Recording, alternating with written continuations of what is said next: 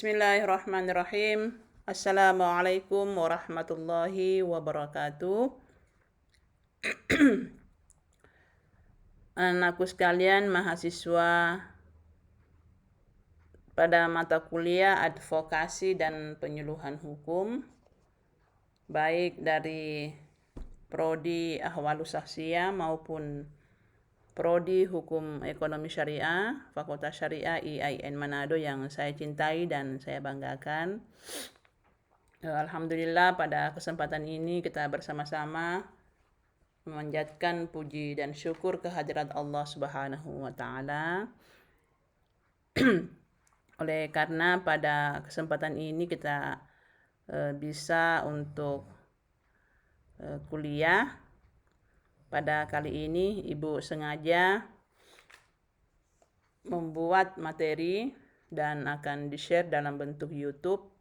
Kenapa ini digunakan? Untuk mempermudah anakku sekalian untuk membaca atau mempelajari materi advokasi dan penyuluhan hukum dalam bentuk online ataupun offline. Mengingat bahwa pada saat di kuliah daring melalui Zoom itu ada beberapa mahasiswa yang menyampaikan kendala dalam hal jaringan atau keterbatasan kuota. Kalau pada pertemuan sebelumnya Ibu telah membahas tentang pengertian advokat, juga tentang kekuasaan kehakiman, dan tentang bantuan hukum. Saya merefresh kembali bahwa dalam Undang-Undang Nomor 18 Tahun 2003 itu telah dijelaskan bahwa advokat adalah orang yang memberi jasa hukum baik di dalam pengadilan maupun di luar pengadilan. Nah, tentunya ketika jasa hukum akan digunakan oleh klien atau masyarakat, itu memerlukan surat kuasa. Nah, pada kesempatan ini Ibu akan menjelaskan atau memberikan materi tentang ruang lingkup surat kuasa khusus. Jadi kalau dasar hukumnya itu terdapat dalam buku 3 Kitab Undang-Undang Hukum Perdata pada bab 16. Kemudian hukum acara menurut HIR dan hukum acara menurut RBG. Nah, pengertian surat kuasa secara umum. Pada pasal 1792 KUH Perdata, pemberian kuasa adalah suatu persetujuan dengan mana seorang memberikan kekuasaan kepada seorang lain yang menerimanya untuk dan atas namanya menyelenggarakan suatu urusan. Jadi ketika seseorang datang atau menyampaikan maksudnya kepada seorang advokat untuk memberikan kuasa, maka setelah adanya perjanjian antara dua belah pihak untuk beracara di pengadilan misalnya, maka segala maksud dan tujuan daripada klien itu sudah dikuasakan kepada advokatnya.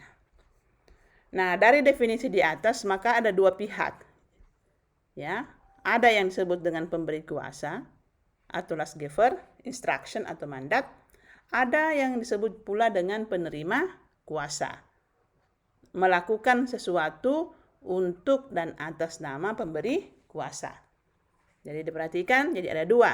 Ada pemberi kuasa dan ada penerima kuasa. Nah, sifat perjanjian kuasa. Jadi penerima kuasa langsung berkapasitas sebagai wakil dari pemberi kuasa. Nah, ketika sudah diterima maksud atau tujuan dari pemberi kuasa itu kepada penerima kuasa, maka pada saat itu pula setelah ada kesepakatan di antara mereka, maka penerima kuasa itu sudah bertindak sebagai wakil dari pemberi kuasa. Yang kedua, pemberian kuasa bersifat konsensual ada sebuah kesepakatan. Nah, kesepakatan. Apakah kesepakatan itu memang disampaikan bahwa segala hal ihwal yang terkait dengan misalnya hukum acara pada perkara yang diajukan di pengadilan itu semua dikuasakan terhadap penerima kuasa. Nah, selanjutnya berkarakter garansi kontrak. Nah, jadi ada sebuah perjanjian dalamnya. Selanjutnya, berakhirnya kuasa. Jadi pemberi kuasa menarik kembali secara sepihak. Ya bisa, itu dibenarkan dalam pasal 1814 KUH Perdata. Jadi pada suatu saat misalnya setelah berjalannya kegiatan tersebut, kemudian si pemberi kuasa mau menarik kuasanya, itu dibenarkan. Itu dibenarkan dalam KUH Perdata. Salah satu pihak meninggal. Ya, kalau salah satu pihak meninggal berarti berakhir kuasa. Karena tadi misalnya antara pemberi dan penerima kuasa itu, apakah pihak pemberi kuasa meninggal atau penerima kuasa yang meninggal, itu berarti berakhir kuasanya. Itu silakan dibuka di pasal 1813 KUH Perdata ya. Jadi saya kira semua sudah memiliki kitab undang-undang hukum perdata sebagai acuan kita dalam belajar mata kuliah, seluruh mata kuliah di Fakultas Syariah IAIN Manado, yaitu ada 4 buku ya. Orang, benda, perjanjian, dan daluarsa. Penerima kuasa melepas kuasa.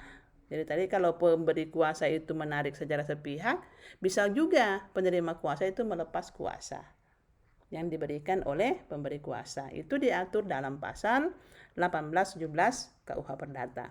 Nah, silakan anak-anakku sekalian itu nanti buka kitab undang-undang hukum perdatanya dan membaca materi-materi yang Ibu telah sampaikan tadi ya.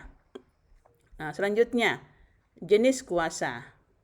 Ada kuasa umum, ada kuasa khusus, ada kuasa istimewa, dan ada kuasa perantara.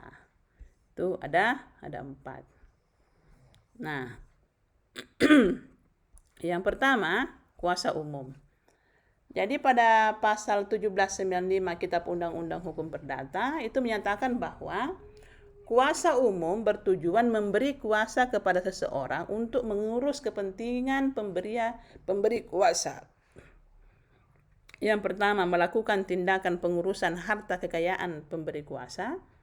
Yang kedua, pengurusan itu meliputi segala sesuatu yang berhubungan dengan kepentingan pemberi kuasa atas harta kekayaannya. Yang ketiga, titik berat surat kuasa umum hanya meliputi perbuatan atau tindakan pengurusan kepentingan pemberi kuasa. Jadi itu, misalnya pemberi kuasa itu memiliki harta kekayaan yang cukup banyak. Nah, dia mungkin memberikan kuasa kepada advokat untuk kuasa umum ya yang diberikan berdasarkan dengan pasal 1795, sehingga seluruh harta kekayaan daripada pemberi kuasa itu semua diatur, semua diurus oleh advokat yang menerima kuasa tadi. Dengan demikian, kuasa umum adalah pemberian kuasa mengenai pengurusan disebut beherder atau manajer untuk mengatur kepentingan kuasa. Ya, jadi untuk mengatur kepentingan pemberi kuasa. Nah, oleh karena itu, dari segi hukum, surat kuasa umum tidak dapat digunakan di depan pengadilan untuk mewakili pemberi kuasa. Ingat ya, jadi surat kuasa umum itu tidak bisa digunakan di pengadilan untuk mewakili pemberi kuasa. Ya. Nah, sebab dalam ketentuan pasal 123 HIR ya, itu dikatakan bahwa untuk dapat tampil di depan pengadilan sebagai wakil pemberi kuasa, penerima kuasa harus mendapat surat kuasa khusus. Jadi anak-anakku sekalian, dalam hal untuk mewakili daripada klien untuk tampil di pengadilan, itu klien harus membuat surat kuasa khusus. Jadi bukan surat kuasa umum. Ya, itu diatur dalam pasal 123 HIR. Nah, ini ada kuasa khusus. Pemberi kuasa hanya mengenai satu kepentingan tertentu atau lebih. Kuasa untuk penjualan rumah. Ya, jadi dalam kuasa khusus itu diberikan untuk jadi ini bukan untuk tampil di pengadilan ya, ini keliru. Nah, itu disampaikan bahwa pemberi kuasa itu untuk dapat tampil di pengadilan. Ya, itu. Nah, jadi ketika tadi untuk tampil di pengadilan, Ibu ulangi lagi bahwa seorang klien itu memberikan atau membuat surat kuasa khusus kepada advokatnya untuk diwakili bertindak di pengadilan. Nah, selanjutnya, kuasa istimewa hanya terbatas untuk tindakan tertentu yang sangat penting. Pada prinsipnya hanya dapat dilakukan oleh pemberi kuasa saja. Memindahtangankan benda-benda milik pemberi kuasa, membuat perdamaian dengan pihak ketiga, dan mengucapkan sumpah penentu. Ini sebenarnya misalnya balik nama dan lain sebagainya. Ini sebenarnya hanya bisa dilakukan oleh seseorang itu atau pemilik itu yang memiliki hak milik kebendaan. Akan tetapi ada mungkin hal-hal yang menyebabkan sehingga tidak bisa untuk melakukan pekerjaan tersebut sehingga dia harus membuat surat kuasa istimewa. Nah, kuasa di pengadilan. Kuasa secara lisan dinyatakan secara lisan oleh penggugat di hadapan Ketua Pengadilan Negeri. Kuasa yang ditunjuk secara lisan di persidangan. Jadi bisa juga secara lisan menyampaikan bahwa saya memberikan kuasa kepada ini. Tapi kalau pada saat sekarang ini semua orang kayaknya sudah bisa untuk membuat surat kuasa secara tertulis. Jadi dibuatkan secara otentik bahwa pembuktiannya itu klien itu memberikan kuasanya terhadap penerima kuasa. Kuasa yang ditunjuk dalam surat gugatan, ya. Jadi kalau adik-adik sekalian telah membuat surat gugatan, jadi gugatan itu yang berisi identitas, posita, dan petitum itu disampaikan baru pihak pertama ini dan memberikan kuasa kepada ini sebagai advokatnya. Ya, nanti kita akan praktekkan. Nah, surat kuasa khusus. Syarat dan formulasi surat kuasa khusus sifatnya sederhana, hanya menyebut syarat pokok saja. Memberi kuasa kepada seseorang untuk mewakili pemberi kuasa menghadap di semua pengadilan. Jadi ya, bentuk formil surat kuasa khusus itu akta notaris dihadiri pemberi dan penerima kuasa, akta yang dibuat di depan panitera, akta di bawah tangan, yakni akta yang dibuat oleh para pihak tanpa perantara jabatan. Jadi saya ulangi, materi kita pada hari ini ada tentang surat kuasa. Jadi ada 4 tadi, surat kuasa umum, surat kuasa khusus, surat kuasa istimewa, dan surat kuasa perantara. Nah, oleh karena itu adik-adik sekalian, karena terkait dengan mata kuliah advokasi dan penyuluhan hukum, bahwa surat kuasa yang dipakai di pengadilan itu untuk mewakili klien atau pemberi kuasa adalah surat kuasa khusus. Nah, saya kira itu materi untuk pertemuan kali ini. Nah, sebagai tugas silahkan masing-masing membuat contoh surat kuasa khusus. Jadi contoh surat kuasa khusus. Nah, nanti akan membuat contoh surat kuasa khusus. Ada juga yang membuat contoh surat kuasa umum. Ada juga contoh surat kuasa istimewa dan contoh surat kuasa perantara. Silakan masing-masing Komsat. Jadi Komsat silakan membagi teman-temannya untuk membuat contoh surat kuasa yang telah Ibu jelaskan tadi. Ya, dan untuk nanti silakan dikirim ke Ibu apakah via di grup atau via WA atau via email.